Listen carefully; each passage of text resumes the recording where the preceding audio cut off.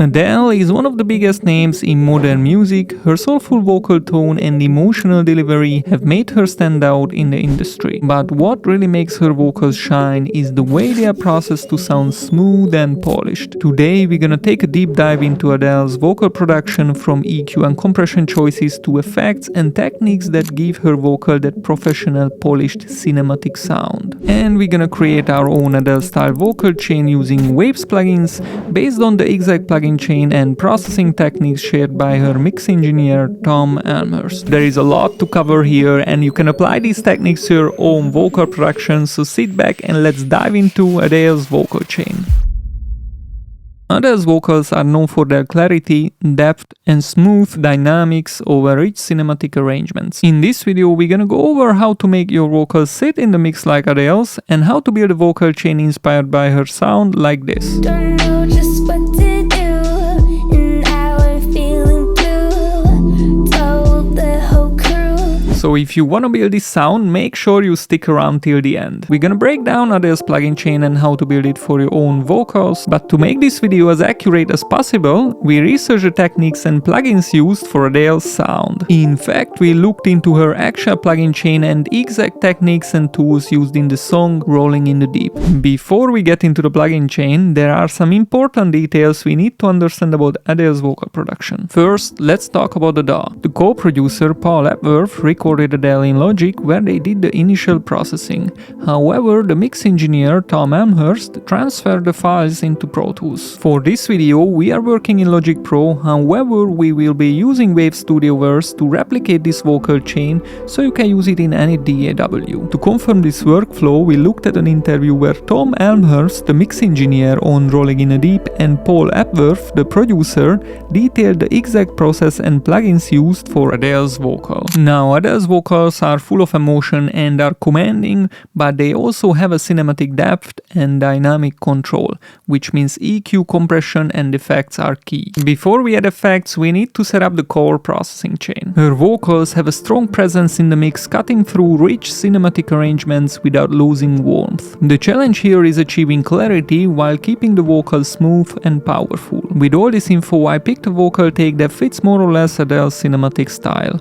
The song we are mixing is called Born a Fool by Risky and Amy Britannia. I'm only using Waves plugins to emulate the process, but you can use plugins from any developer with similar characteristics. Here is our vocal. Told the whole crew, thought you was something I'd outgrew, but boy, what you heard is true. Baby, I'm a fool for you. We've got a vocal take with some initial processing already baked in during recording, perfect for building an Adele style vocal chain.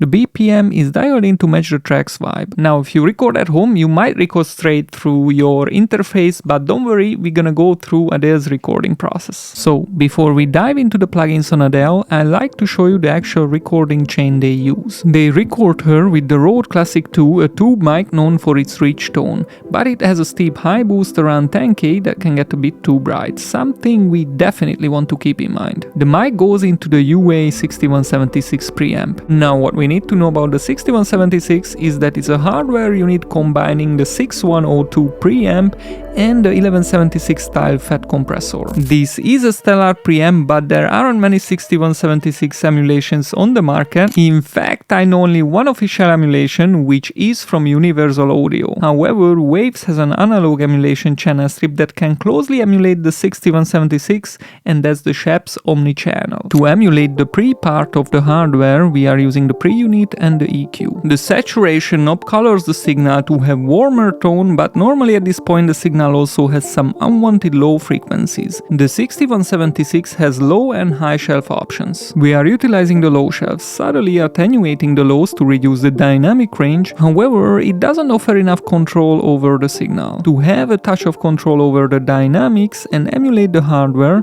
we are using the fat style compressor. I was born a fool. can't get over you. Don't know just what to do, and now I'm feeling blue. Now let's get into the most interesting part, the vocal mixing chain. An interesting thing about this vocal chain is that before Tom, the mix engineer, applied plugins, he ran the signal through outboard gear. The vocal coming off the Rode Classic 2 could sound thin in spots, especially with all the big production around it. It could be missing some warmth and presence to stand out. Tom used the Pultec EQ to adjust Adele's vocal. Here is what he had to say. The Pultec boosted around 100 Hz and 12K. It's colorful, but not drastic. There was not a lot of gain. This means there are subtle boosts for tonal enhancement. This is exactly what we've done here. At this point, the signal normally has dynamic inconsistency, which means there could be uncontrolled peaks and lack of glue. To gain control, Tom used two compressors with different settings. The first one is the Uray 1176 and the second one is the TubeTech CL1B. Here is what he had to say. The Blackface Uray had a fast attack and fast release, whereas the TubeTech had a slow attack and slow release. It was more about evening out the level. You can use compression as an effect, but on the vocal, you mainly want control. To emulate the 1176, we've got the CLA76 pretty much with the same settings. For the CL1B, we are using the R-Comp with slow attack and release. Important to know that to emulate the CL1B, we turn opto mode on. Told the whole crew, thought you was something I'd outgrew, but boy, what you heard is true. Baby, I'm a fool for you. Took a while to get through questions and opposing views. To add color and control, hardware devices are great, but they are not the best option for surgical adjustments. At this point, the signal is controlled, but to have a clean sound, here is what Tom said. I had the Q6 on the chorus vocal, notching out 930, 1634, and 3175 Hz very, very heavily, 18 dB, and 12.1 dB respectively, with very narrow Q. This approach is very specific to the actual record, but I've copied these settings in case you have resonant frequencies in these areas. And for this, mixing engineers like to use plugins like a parametric EQ. Now there is another EQ that Tom uses, which is also important. I also had the EQ3 on the lead vocal sub, notching something out again. The EQ3 is a Pro Tools stock EQ. For this, I'm using the Waves F6. We are taking out some of the low and boxy frequencies. Told the whole crew, thought you was something I'd outgrew, but boy, what you heard is true. Baby, I'm a fool for you. Took a while to get through. With these plugins, we address some of the boomy low end, however, they don't address the harshness that might occur, especially since the Rode Classic 2 has a brightness, as we noted earlier, which can also accentuate sibilance in the vocal. Here is how Tom handled it. I did use two Waves de-essers, one taking out at 54449 Hz, and the other at 11,004 Hz. Rather than using one to try to cover all the sibilance, I used two. Tom used two Waves de-essers. We have them here with identical settings, each working slightly differently from one the other. Told the whole crew, thought you was something I'd outgrew, but boy, what you heard is true.